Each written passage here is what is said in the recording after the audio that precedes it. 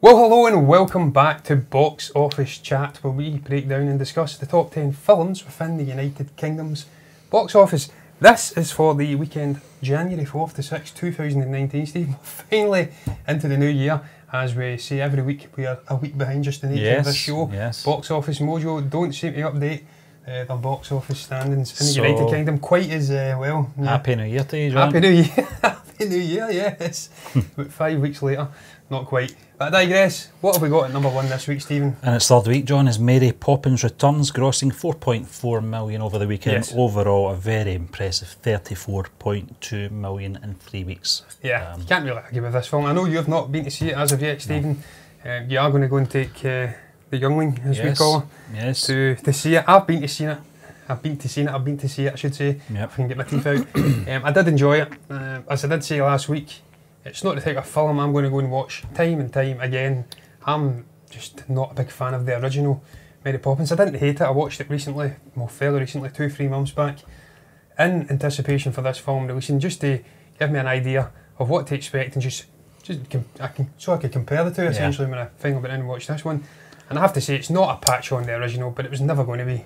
It's just the nature of that original film. It's an absolute classic. This one, though, I did enjoy. I thought Emily Blunt was outstanding. She's been snubbed for a BAFTA, Stephen. Yeah, as the surprising, leading actress role. So that's quite surprising, because I thought she was really, really good. And just the nature of those award shows is very British-centric. So for them to snub a British actress was surprising. Out with her, though, the likes of Ben Whishaw in there, as I did say, Meryl Streep's in there as well, and Julie Walters, Colin Firth, a whole host of outstanding, predominantly British actors. And I really enjoyed the music. I thought it was very, very well done, very, very well integrated into the story and the characters. Again, not as memorable as the original film, but again, you're comparing two films that just shouldn't be compared. It's like comparing the original Star Wars to a prequel film, comparing the original Predator to Alien vs Predators. It's hard on the people that have made this film, the filmmakers, and harsh on the actors and stuff like that, because you cannot compare to a timeless classic. Yeah. But I enjoyed it. I thought it was very good. You know, the original's ingrained in, you know, generations, you know, before. What is it, 50 years? 50 years. Stephen, I'll tell you what I'm going to do here. I'm going to bump this seat down a little bit, because I am sitting a little bit high. Are you there, Stephen? I'm looking down, and that's just strange. So I'll let you continue now, if you will. No, so professional here. We are, you know, we're looking forward to seeing this, John. Yes. My daughter and I do like the original movie. Yes. I liked it as well. It's a film, you know, you go back to time and time again.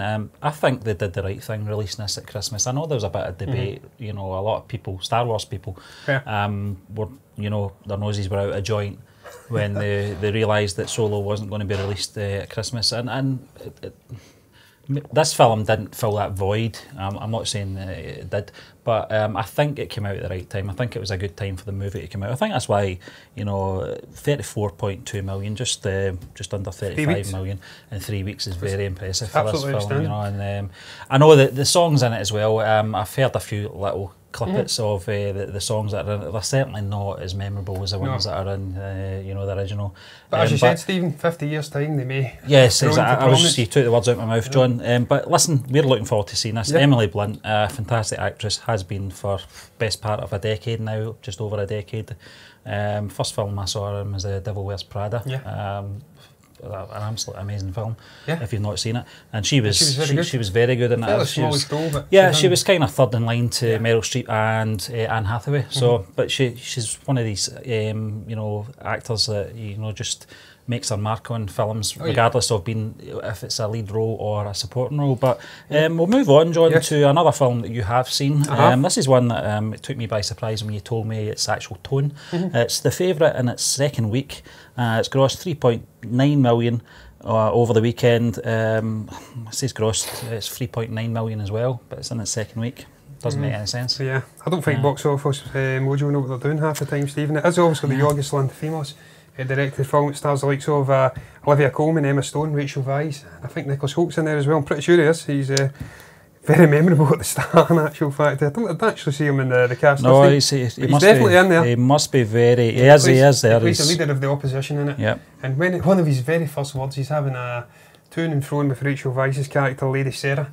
and he's a bit of a manipulative figure, the Nicholas Hoult character. He's a leader of the opposition, as I did say, and he's really always trying to get some time with the Queen, trying to turn her to his side of thinking. Obviously, it's set in 18th century England. England's in the midst of a war with France. Yeah.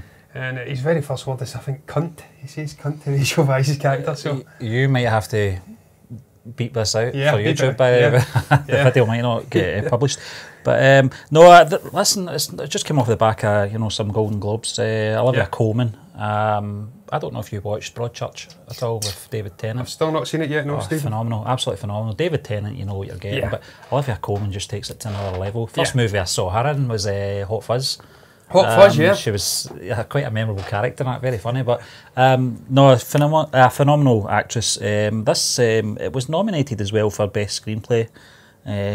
Motion picture, that is, and it was nominated. The vast majority of nominations at the Golden Globes. Yeah, it got the nominated for Best Motion Picture for Musical or Comedy, Best Performance by an Actress in a Supporting Role in a Motion Picture for Rachel Weisz, Best Performance by an Actress in a Supporting Role in a Motion Picture, Emma Stone, and then the Screenplay as well for Motion Picture, Deborah Davis and Tony McNamara. So it was certainly one of those ones that was getting a few mentions that night, and obviously with Olivia Colman winning the Golden Globe as well, and rightly so. Absolutely, she was absolutely outstanding in the film as the kind of I don't want to say decrepit Queen, because she's still quite a young Queen in it, but she's got a lot of health issues, issues with her leg, and just the dynamic between her, Rachel Weisz and Emma Stone, it was sublime. It was a trio of characters and they were all backstabbing and trying to win her affection. It was a strange set-up between the three of them.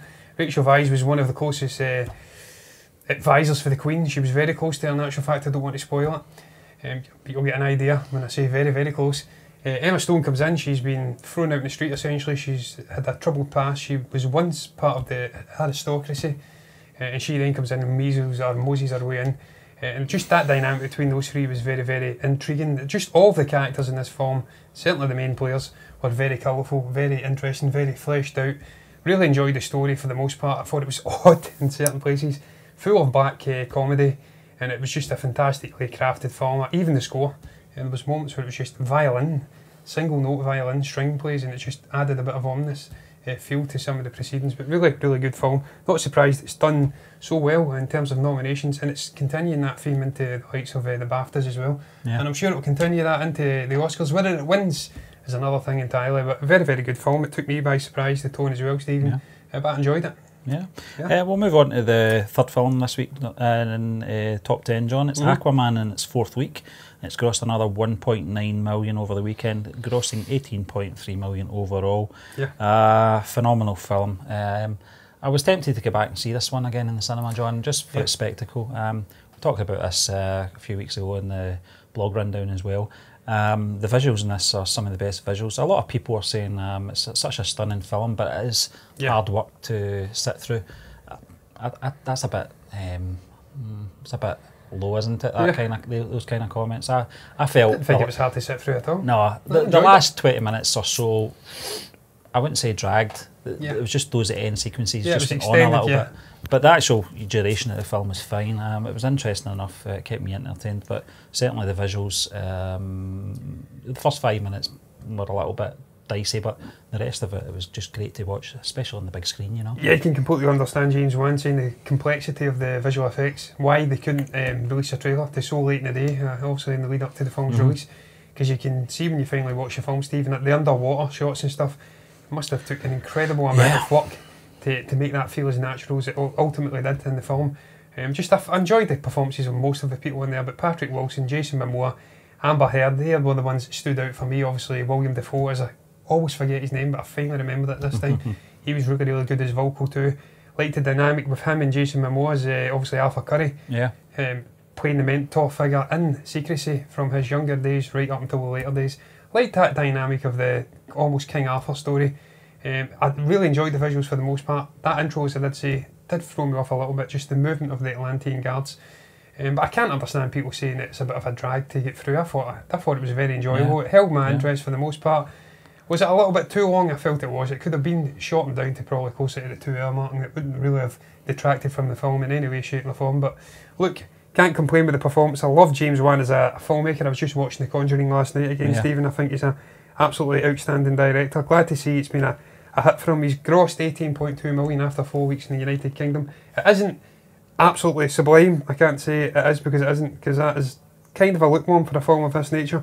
You would usually see a Star Wars film opening to about 16, 18 million pounds, and its opening weekend, let alone total gross after 4 weeks. But look, $1 billion, over $1 billion worldwide in the box office is a fantastic performance. It's almost entirely been made up in the foreign markets as well, so obviously we are not doing a bit. There's $730 million of that international grossing split between that and the United States, with just a whopping $287 million in the United States. So it's an absolute success, and I'm glad for James Wan, I'm glad for Jason Momoa, and I can't wait to see the further adventures of Aquaman going forward. Also glad for DC and Warner Brothers as well. It's their biggest hit up to this point anyway. But not the best film for me, still. No, still not. It's still Man of Steel for me. Yeah, I love Man of Steel. You know, the film, what is 5, 6 years old now. Wonder Woman was it was fantastic. I'd already seen the animated version of that, the DC one, and it was very similar. But I just thought the live action, one was just took DC's films in the right direction, the correct direction. After the Suicide Squad, which was a bit of a letdown, but we'll move on, John, to number 4 this week. It's Bumblebee in its second week, 1.7 million over the weekend, grossing 9.1 million overall. You've seen this movie, I've not seen this yet. I have seen it. I know that you've seen a few of the Transformer movies, John, but I've not seen any of them. I wasn't a big fan of Transformer movies. When we did talk about this trailer when it came out back in the podcast days, I stupidly didn't make the connection between that and the Transformers movies. I thought it was a separate entity. But well, that's a good thing. That means they're doing their job, because that is certainly what they were trying to do, Stephen. It's a clear attempt to disconnect this from Transformers. It's a prequel set before those films, I do believe. Hope I'm right. And obviously just the tone of it and stuff, the nature of the character. Even he ends up with a sort of amnesia at the beginning of the film. He has a tussle, gets sent to Earth to kind of start up a colony against these warring tribe, these warring Transformers. As you can tell, I'm not a massive Transformers fan, but I have seen the previous films. And he ends up with amnesia, meets this young girl, also Charlie, played by Hayley Steinfeld, and then he goes off with her, and then he ultimately goes into another conflict with these evil Transformers that come to Earth to try and find him. I really enjoyed it. I thought it was a very good story. I enjoyed the visuals for the most part. I thought they were very good. I really enjoyed Hayley Steinfeld. I think she's a fantastic young actress. She was very, very good. Her playing off of Bumblebee was an interesting dynamic between those two. It felt real.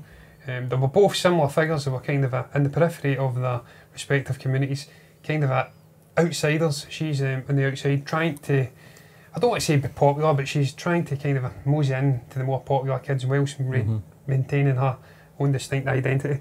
And it's kind of similar to Bumblebee. He's an outside figure. And so I liked that, the fact that they clicked, and that was a great combination between those two. In terms of performance, £9.1 million after how many weeks, Stephen? 2 weeks out 2 now? weeks, yeah. That's very, very decent for a film of this nature. Obviously, people have been burnt with the Transformers films, as you did say, Stephen. I've seen them. The first one was, I liked the first Transformers film. I thought it was very good, but it was very much a franchise of ever diminishing returns. It got progressively worse as it went on. That's purely because of Michael Bay and his over-reliance on big bombastic visuals. And do you think with the sort of success of this movie, though, John, do you think that this might tempt them to maybe do more films with individual characters, Yeah, and getting Travis Knight back on board. I think he's a brilliant director. Kubo and the Two Strings was one of my favourite stop motion animation films from recent times.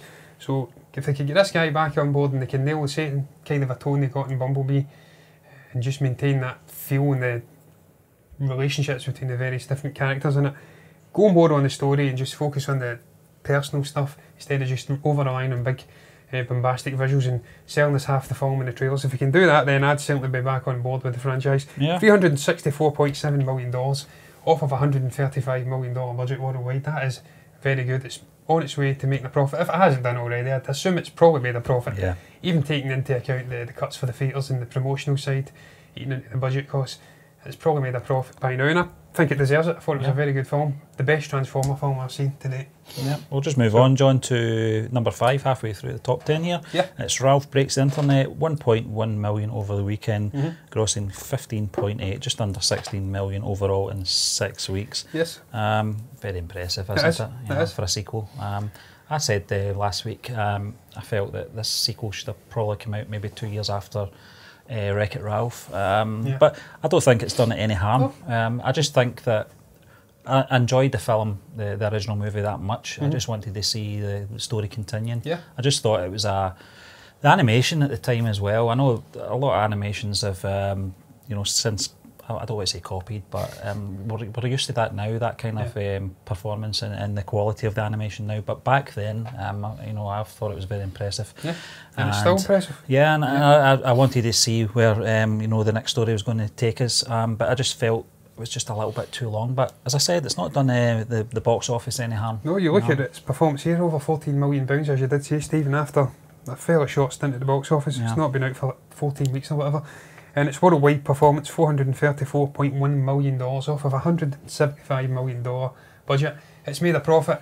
It deserves to have said it time and again. The combination of John C. Reilly and Sarah Silverman as Vanellope and Ralph was very, very good again. It worked.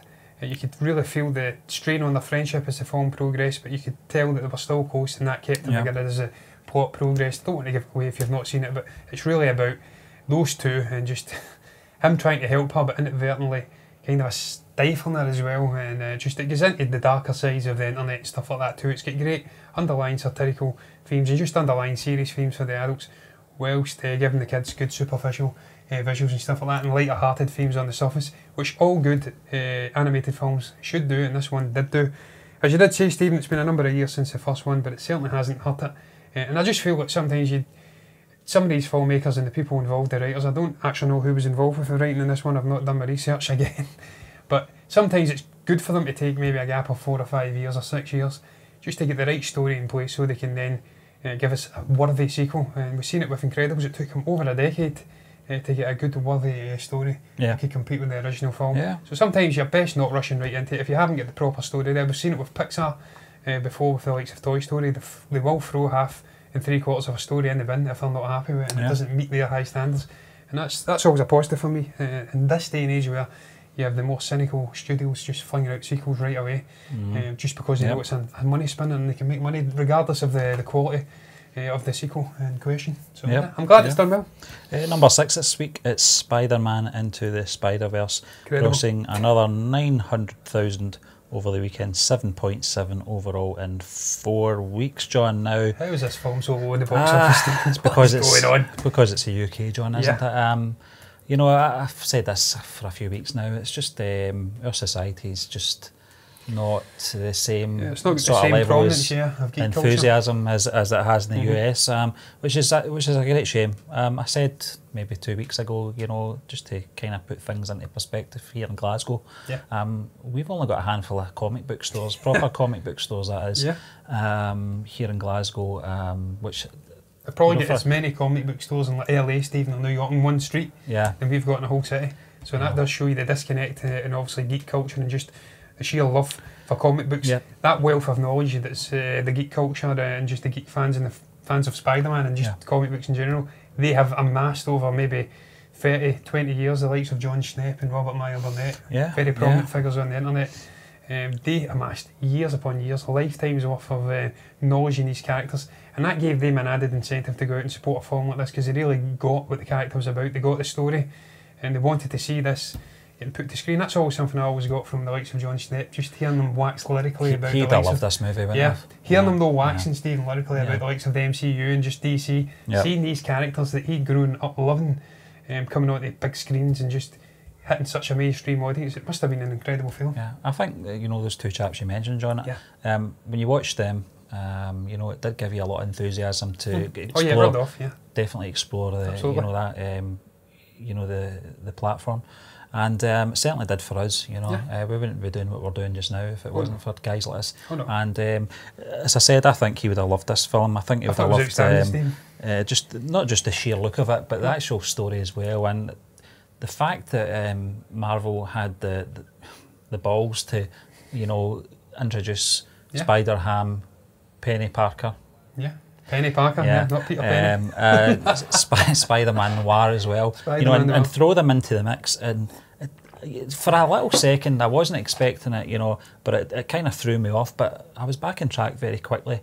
Just the way that they handled all these versions, and it didn't tailspin after that. You know, it just I felt it better. Yeah, I think it went from strength to strength, the story, and just to have that Spider-Ham in there as well. Although there was kind of some emotional scenes as well in there, but it certainly was the you know, comedic levity, and those little sort of callbacks as well to you know, other animations, and even poking fun at some of the previous films as well.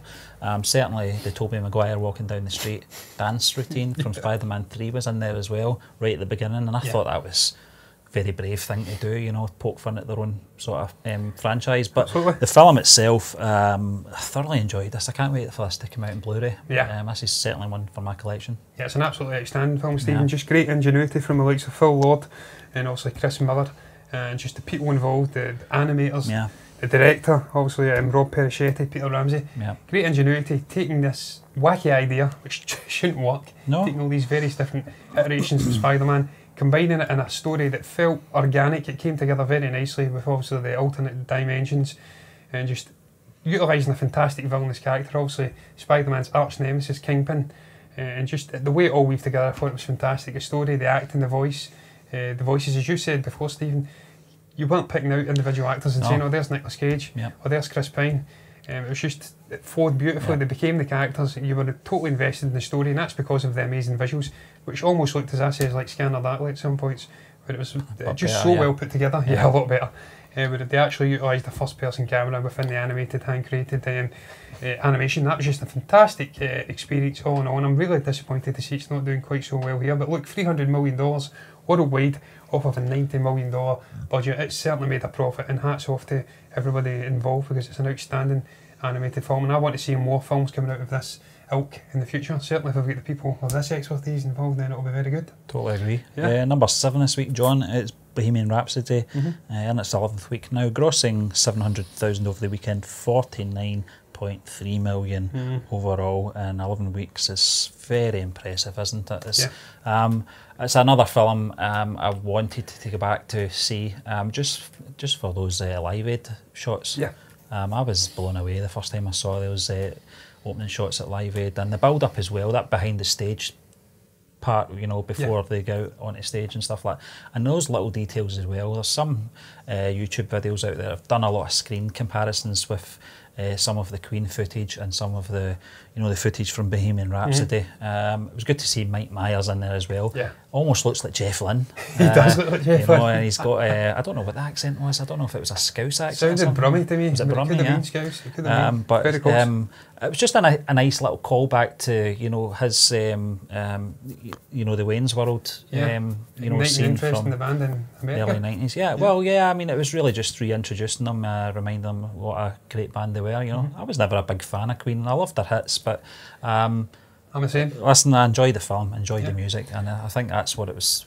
You know, I think that's what its purpose was. So, exactly. I think Brian May and Roger Taylor will be very, very happy with you know, the way it's gone. John Deacon, I was reading an article on him. He was nowhere to be seen for this film. I don't know what the story. I don't know if the man's a recluse now or whatever. Could be. You know, I think he's just done what he had to do in the band, and he's just wanting to have a quiet life. You know, I've seen that before, Stephen, with the likes of Peter Quaife and stuff, and the Kinks. They're just not. It's always the bassist, isn't it? It's always the bassist. They just don't seem to acclimatise well. Although not Ringo. No, he was well into it, but that was aided by the drink, of course. But look, $750.8 million worldwide off of a $52 million budget. Outstanding performance. Really pleased to see Rami Malek winning the Golden Globe for his performance in this film, and I was surprised to see it win Best Picture or musical. No, it was Best Drama, wasn't it? It wasn't in musical, Best Drama. So that really did surprise me, but I was happy with it because I thought it was a decent film. Certainly not the best in there, but it was decent and I enjoyed it nonetheless. But Stephen, look, I spoke the hind legs of this film over the last number of weeks, so I've not got much more to add. I've seen it, enjoyed it, and I'm going to move on to the next film, which is coming in at number 8, and it's Fantastic Beasts, The Crimes of Grindelwald. It's grossed another £365,000 for the weekend, taking its total gross now to £33.5 million after 8 weeks. I've said this time and again about this film as well, Stephen. It's been out for a number of weeks. I've seen it once. I'm not going to go and see it again in the cinema. I will probably pick it up once it comes out on digital release. I don't really do Blu-rays now, hard copy. But I thoroughly enjoyed it for what it was. It was a connective story. Introduced us to some new characters, retained some older characters, and done just enough to flesh out some of these interesting stories and side plots I've got going on, which will then take further into subsequent releases of this 5-part prequel franchise. Yep. So yeah, I mean, I enjoyed it, and it's done well. Yeah, number 9 this week, John. It's Holmes and Watson, and its second week. It's grossed 400,000 over the weekend, 2.4 million overall. I can't see us having any sort of lasting effects on the top 10 for much longer anyway. No. If you told me John C. Reilly and Will Ferrell were going to be doing another film, I'd have been right on board with it. Yeah. This just hasn't took off, is it? No. $37 million worldwide, $42 million budget. Yeah. It's a flop. It is, yeah. And it's because of the content, the subject. You can't take Sherlock Holmes and obviously turn it into a slapstick comedy. So I think we'll just move on. We will move on. And it's number 10, the last film this week. It's The Grinch, in its 9th week, grossing 300,000 over the weekend. Still making money. And it's grossed 27.7 million. I've got nothing else to say about this film. No. It was a Christmas release. Been there, done it, bought the T-shirt, enjoyed it, and that's it, really. I'm actually stunned, Stephen, that this has outstayed Creed 2, despite being in the box office 3 weeks more. It's crossed over £30 million though. I think it has. I mean, I might be talking crap there, Stephen. I actually don't know what it's crossed. It's crossed £27.6 million in the United Kingdom. Total worldwide gross is over $500 million off of a $75 million budget. So it's had its stint in the box office. It was an out-and-out success. Hats off to Benedict Cumberbatch and everybody else involved in that retelling of a classic Christmas story. But look, guys, that brings us to the end of this week's episode of Box Office Chat. We'd just like to thank you for watching us once again. If you're enjoying the content and the shows we're putting out, then do comment below, subscribe, like the video, and we'll be back tomorrow with Movie Burner News.